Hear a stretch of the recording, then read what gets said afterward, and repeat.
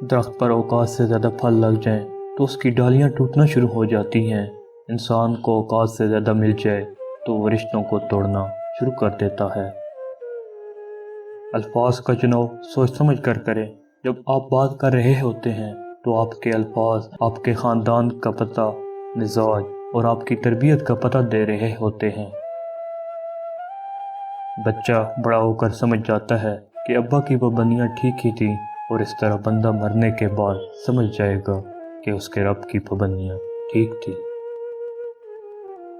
زندگی کوئی چائے کا کپ تھوڑی ہوتی ہے کہ ایک چمچ شکر کا ملا کر ذائقے کی تلخی کو دور کر دیا جائے۔ زندگی کو تو عمر کے آخری لمحے تک گھونٹ گھونٹ پینا پڑتا ہے، چاہے تلخی کتنی زیادہ ہی کیوں نہ ہو۔ تہجد پڑھتے ہیں مگر اپنے بھائی سے بول چال نہیں رکھتے، ہر نیک کام کرتے ہیں مگر غیبت نہیں چھوڑتے۔ اپنی نیکیاں ایسی تھیلی میں جمع نہ کریں جس میں سوراخ ہوں۔ اگر تمہیں ایک دوسرے کے اعمال کا پتہ چل جائے تو تم ایک دوسرے کو دفن بھی نہ کرو۔ اللہ نے تمہارے عیب چھپا رکھے ہیں، اس پر شکر ادا کرو، اور دوسروں کے عیبوں کو بھی چھپانے کی عادت ڈالو، کیونکہ برائیاں آپ میں بھی ہیں اور زبانیں دوسروں کے پاس بھی ہیں۔ کچھ لوگ اپنے لیے ساری ساری رات جنت کی دعائیں مانگتے ہیں، لیکن دوسروں کی زندگی انہوں نے جہنم بنائی ہوتی ہے۔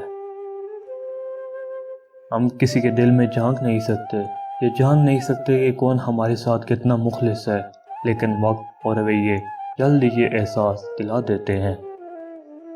اپنی طرف سے بھرپور کوشش کیجیے، سخت محنت کیجیے، طریقہ صحیح اور جائز اختیار کیجیے، دعا کیجیے اور امید رہیے، اور نتیجہ اللہ تعالیٰ پر چھوڑ دیجیے۔